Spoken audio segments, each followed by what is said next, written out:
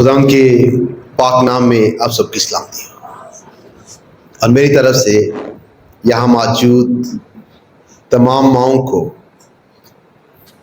Happy مدرس day.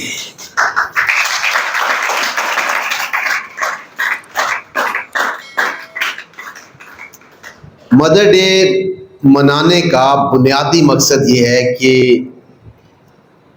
ماؤں کی ساری خدمت کے لیے ان کا شکر ادا کیا جا سکے، انہیں خراج تحسین دی جا سکے۔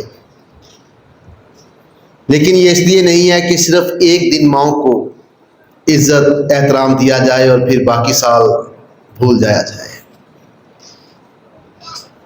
ماں کی فرما برداری، عزت اور احترام ہماری زندگی کا بنیادی حصہ ہونا چاہیے، اور یہ مسلسل ہماری زندگی میں عمل ہونا چاہیے جس کی ہم ہر روز دہرائی کریں۔ مدر ڈے کے موقع پر ہم زیادہ تر اس بات پر توجہ کرتے ہیں کہ جو اولاد ہے اس کی ذمہ داری کیا ہے۔ تو آج ہم خدا کے پاک کلام کی روشنی میں ایک ماں کی صفات یا اس کی خوبیوں کے بارے میں جانیں گے، جس سے مراد ہے کہ کون سی چیزیں ہیں جو ایک ایماندار ماں کو خدا پرست اور پرہیزگار ماں بناتی ہے۔ ایک عورت ازدواج کے رشتے میں بنتی ہے اور بیوی بنتی ہے، اور پھر جب خدا اس پر فضل کرتا ہے تو اس کے مرتبے اور درجے میں اضافہ ہوتا ہے اور وہ ماں بنتی ہے۔ جیسا کہ پہلا تموتھیوس اس کے دوسرے باب کی 14ویں اور 15ویں آیت میں لکھا ہے، آدم نے فریب نہیں کھایا بلکہ عورت فریب کھا کر گناہ میں پڑ گئی، مگر اولاد ہونے سے نجات پائے گی بشرطے کہ ایمان اور محبت اور پاکیزگی میں پرہیزگاری کے ساتھ قائم رہے۔ اولاد سے ایک عورت کا درجہ، اس کا مرتبہ جو ہے وہ بڑھتا ہے، لیکن اس کے ساتھ خدا کے پاک کلام میں شرط رکھی گئی ہے، اس میں مضبوط ایمان ہونا چاہیے، محبت ہونی چاہیے، پاکیزگی ہونی چاہیے، اور اس میں وہ پرہیزگاری کے ساتھ قائم رہے۔ خدا کے پاک کلام کا جب ہم مطالعہ کرتے ہیں تو خدا کے پاک کلام میں ماؤں کے مقام اور ان کے کردار کی بہترین مثالیں ہمیں ملتی ہیں، جن میں سے چند ایک میں آج آپ کے سامنے رکھنا چاہتا ہوں۔ جن میں سے پہلی مثال یہ ہے کہ سارہ، جو مضبوط ایمان اور اپنے خاوند کی اطاعت کا نمونہ تھی۔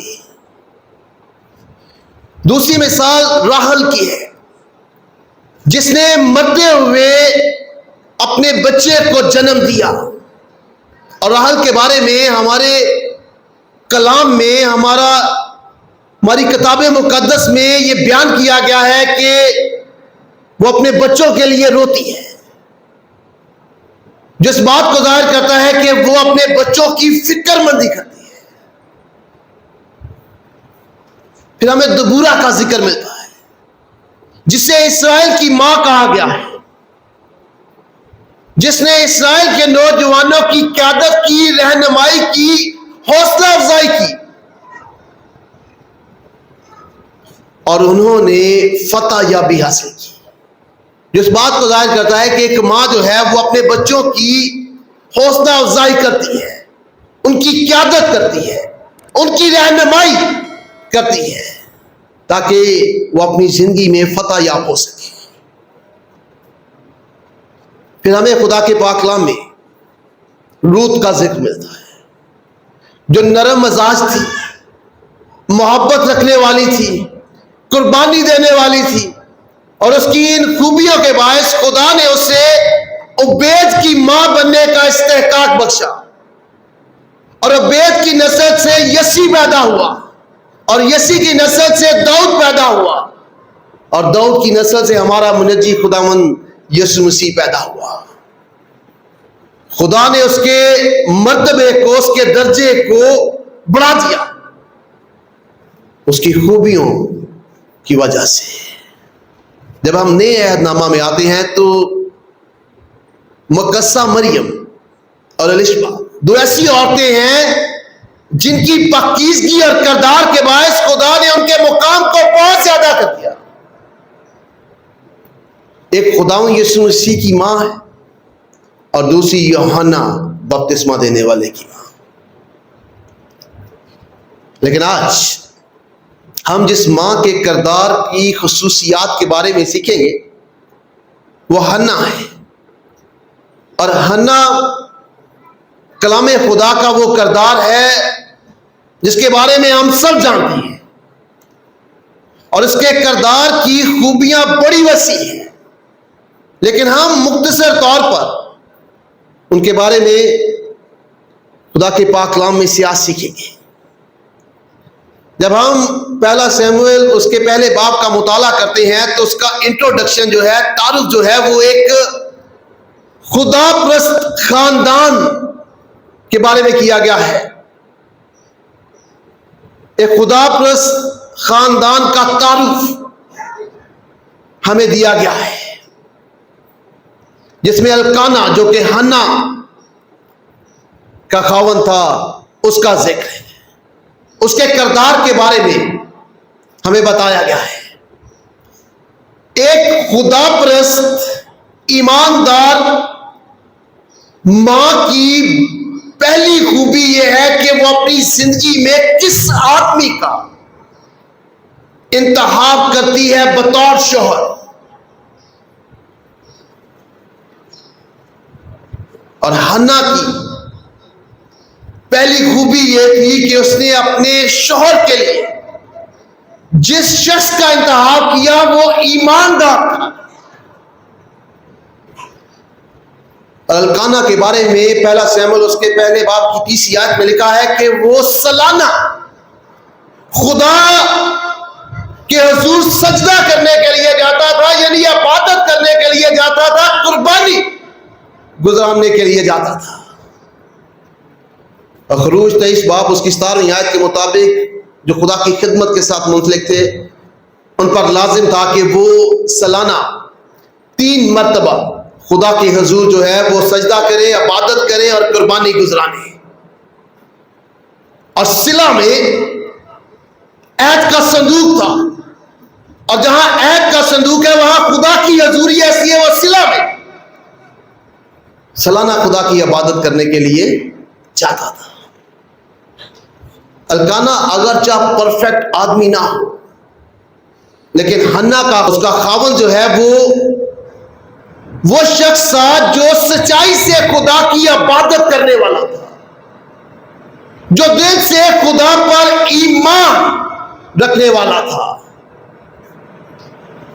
اور اگر خاوند ایماندار ہوگا تو بیوی ایماندار ہوگی، اور جب خاوند اور بیوی دونوں ایماندار ہوں گے تو پھر وہ خدا پرست اور ایماندار والدین ہوں گے، وہ ایماندار بچوں کی پرورش کریں گے۔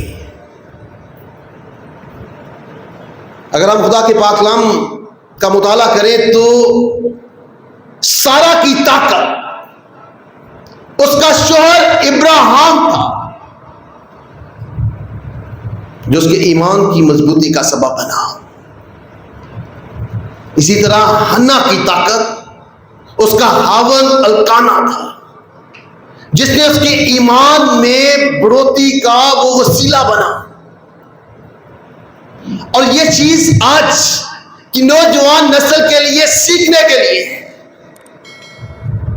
کہ جب وہ اپنے ہم سفر کا انتخاب کریں تو خدا کے مقرر کردہ الہی اصول کو مد نظر رکھیں کہ ان کا ہم سفر جو ہے وہ ایماندار ہونا چاہیے، خدا پر ایمان رکھنے والا ہونا چاہیے۔ ہم جس معاشرے میں رہتے ہیں وہاں بہت دفعہ ہم ٹرینڈز کو فالو کرتے ہیں، اور بہت دفعہ ہم یہ سوچتے ہیں کہ ہماری زندگی ہے، ہماری مرضی ہے، تو ہم اپنی مرضی کے مطابق زندگی بسر کر سکتے ہیں۔ گزشتہ ہفتوں میں پاکستان میں ایک شادی ہوئی جس میں ہماری ایک مسیحی بیٹی نے غیر اقوام کے ایک شخص سے شادی کی، ایک پادری نے اس کا نکاح پڑھایا۔ یہ چیز ہمارے معاشرے کے لیے، ہمارے چرچ کے لیے، ہماری سوسائٹی کے لیے خطرناک ہے، کیونکہ جب ایسے واقعات ہوتے ہیں تو پھر آنے والی نسلوں کے لیے ایک مثال قائم ہوتی ہے، اور وہ مثال دے سکتے ہیں تو تب بھی ایسے ہوا تھا یا فلانے شخص نے ایسا کیا، لیکن نہ وہ نکاح درست ہے نہ وہ شادی درست ہے۔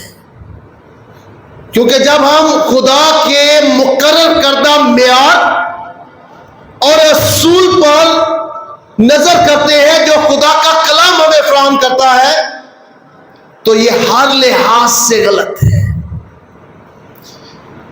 اگر ہم استثنائی کتاب اس کے 7ویں باب کا مطالعہ کریں تو خدا نے قوم بنی اسرائیل سے کہا کہ جس ملک میں تم جانے کو ہو یا جو ملک خدا تمہیں دینے کو ہے وہاں بہت سی اقوام ہیں، تم ان اقوام کو نکال دینا اور انہیں شکست دینے میں خدا وہ تیرا مددگار ہوگا۔ اور اس نئی کتاب اس کے 7ویں باب کی 3 آیت میں خدا نے حکم دیا ان سے شادی بیاہ بھی نہ کرنا، نہ ان کے بیٹوں کو اپنی بیٹیاں دینا، اور نہ اپنے بیٹوں کے لیے ان کی بیٹیاں لینا۔ اور یہ حکم ہے خدا کا، یہ خدا نے ایک معیار، ایک لائن کھینچ دی ہے۔ اس سے عبور کرنے والا جو ہے خدا کی حضور گناہ کرتا ہے، اور اس حکم کی دہرائی کی گئی۔ عزرائیل کتاب اس کے 9ویں باب میں یہی حکم دوبارہ اسرائیل قوم تک پہنچایا گیا۔ اور اگر کوئی سوچتا ہے کہ وہ ایسا کرتا ہے تو اس سے کچھ نہیں ہوگا، تو خدا کے پاک کلام میں اس کی بھی وضاحت کی گئی ہے۔ استثنائی کتاب اس کے 7ویں باب کی 4 آیت میں کے مطابق خدا کا پاک کلام بیان کرتا ہے کہ اگر کوئی ایسا کرتا ہے تو ان کے بیٹے جو ہیں وہ برگشتہ ہو جائیں گے۔ کس سے؟ ایمان سے، خدا سے، اور بیٹوں سے مراد ہے اولاد، بیٹے اور بیٹیاں دونوں خدا سے، ایمان سے برگشتہ ہو جائیں گے۔ اور نہ صرف برگشتہ ہوں گے بلکہ خدا کا پاک کلام واضح کرتا ہے کہ ان پر خدا کا غضب برکے گا۔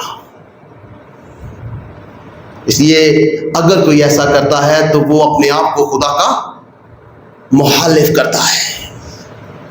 اور یہ صرف عہد عتیق میں نہیں بلکہ نئے عہد نامہ میں بھی اس کی واضح تعلیم دی گئی ہے۔ پہلا کرنتھیوں کا خط اس کے 7ویں باب کی 39ویں آیت کے مطابق خدا کا پاک کلام کہتا ہے کہ اگر کسی عورت کا شوہر زندہ ہو تو وہ اس کی پابند ہے، اور اگر مر جائے تو وہ کسی سے بھی شادی کر سکتی ہے مگر خداوند میں سے مراد ہے جو خداوند پر ایمان رکھتا ہو، جو ایماندار ہو، اس کے علاوہ کسی اور سے شادی نہیں ہو سکتی ہے۔ اور یہ ہماری آج کی نسل کے لیے سیکھنا انتہائی ضروری ہے تاکہ وہ خداوند کے حکم کے مطابق اپنی آنے والی زندگی کا فیصلہ کرے۔ اور حنا کی یہ خوبی تھی کہ اس نے جو اپنا ہم سفر چنا تھا، جس سے شادی کی تھی، وہ ایماندار تھا۔ اور جب ماں اور باپ دونوں ایماندار ہوں گے تو اپنے بچوں کی بہتر پرورش کر سکیں گے۔ اور جب خاوند ایماندار ہوگا تو اپنی بیوی سے محبت کرنے والا ہوگا۔ حنا کا شوہر اپنی بیوی سے محبت کرتا تھا اور وہ اسے دگنا حصہ دیتا تھا۔ اور اگر شوہر ایماندار ہوگا تو وہ اپنی بیوی کی پریشانی میں، تکلیف میں اسے تسلی اور اطمینان اور کمفرٹ فراہم کرے گا۔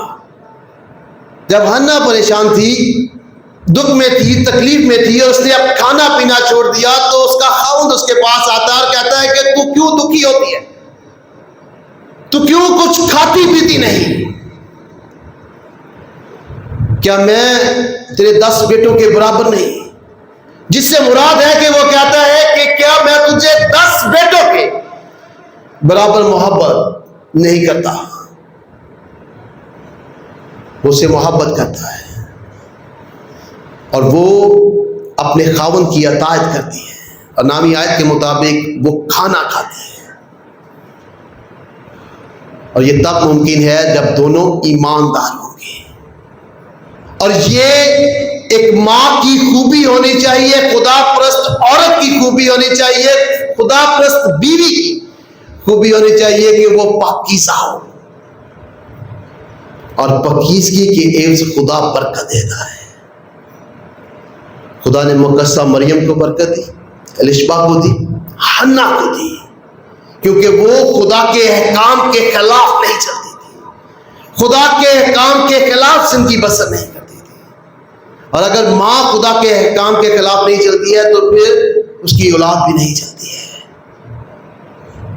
اور حنا کی ان خوبیوں کے باعث خدا نے اسے اولاد جیسی نعمت سے نوازا، اور اس نے اس اولاد کو خدا کے خدمت کے لیے دیا، لیکن تب تک اس اولاد کی پرورش کی جب تک کہ وہ دودھ نہ چھوڑ دے۔ اور علماء کا خیال ہے کہ 3 سال تک ایک انسان کی جو پرورش ہوتی ہے اسی میں اس کا کردار بنتا ہے۔ 90% کردار جو ہے وہ 3 سال کے اندر بچے کے اندر جو ہے وہ ڈیولپ ہوتا ہے۔ تو 3 سال اس نے اس کی ایمان کے ساتھ پرورش کی۔ اور یہودی عورتیں جب بچوں کو دودھ پلاتی تھی تو خدا کے کلام کی تلاوت کرتی تھی، تاکہ خدا کے احکام اس کے کلام کو جو ہے وہ ان کے کانوں تک پہنچائے، انہیں ایماندار بنائے۔ اور حنا نے اس خدمت کو سر انجام دیا، اور صرف یہ نہیں بلکہ وہ سالانہ بطور ماں اپنی خدمت کو جو ہے سر انجام دیتی تھی۔ اور پہلا سیموئیل اس کے 2 باب کی 19ویں آیت کے مطابق وہ سال بہ سال اپنے بیٹے کے لیے کپڑے بنا کر لے کر جاتی تھی۔ ہر سال وہ بڑا ہوتا تھا اور بطور ماں اپنی ذمہ داری کو پورا کرتی تھی۔ اور آج خدا کے پاک کلام میں سے میں یہی خیال آپ کے سامنے رکھنا چاہتا ہوں۔ ہمیں یقیناً ماؤں کی عزت کرنی چاہیے، احترام کرنا چاہیے، لیکن بطور ماں ہمیں ایک ماں کے لیے خدا کا شکر ادا کرنا چاہیے، لیکن بطور ماں ایک عورت جو ہے اسے اپنے خاوند کے ساتھ اس کا درست تعلق ہونا چاہیے، رشتہ ہونا چاہیے، پھر وہ اپنے بچوں کی بہتر پرورش کر سکے گی۔ بطور ماں اس کا خدا کے ساتھ صحیح تعلق اور مضبوط رشتہ ہونا چاہیے، پھر وہ اپنے بچوں کو ایمان کی مضبوطی میں ان کی پرورش کرے گی۔ ایک ماں کے لیے پاکیزہ ہونا ضروری ہے، یعنی خدا کے احکام پر عمل کرنا ضروری ہے۔ یہ وہ صفات ہیں، وہ چیزیں ہیں، وہ خوبیاں ہیں جو ماں کو خدا پرست اور پرہیزگار ماں بناتی ہیں۔ اور ایسی مائیں جو ہیں وہ ایماندار قوم کی پرورش کرتی ہے، ان سے ایمان کے سورما بنتے ہیں اور پرورش پاتے ہیں، جنہیں کسی طرح کے بھی حالات جو ہیں وہ تبدیل نہیں کر سکتے. اور ایسی ماؤں کے لیے ہمیں خدا کا شکر ادا کرنا چاہیے جو اپنے ایمان کو اپنے بچوں تک منتقل کرتی ہیں. تو خداوند سب ماؤں پر اپنے فضل اور رحم کو قائم کرے اور ان کے وسیلہ سے خدا کے احکام اور اس کے کلام کو اولاد کے ذہن نشین کروائے اور ان کی عملی زندگی میں ان کی تربیت کے لیے ماؤں کو کثرت سے استعمال کرے. خداوند اس پاک کلام کے وسیلہ سے ہم سب کو بڑی. Thanks for watching. To watch more, subscribe, like and comment. Don't forget to Guardians of Faith PCP Gacker. Follow now.